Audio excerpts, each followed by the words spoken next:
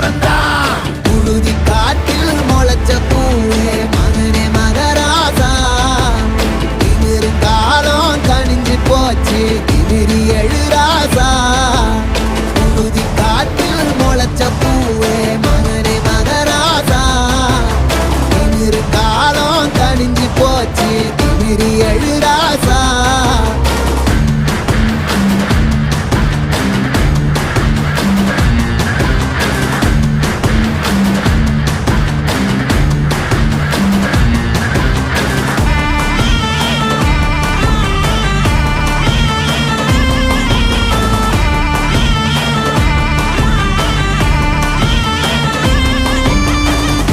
தட தட மேல் பட பட தான் வழி விடும் பூமியே.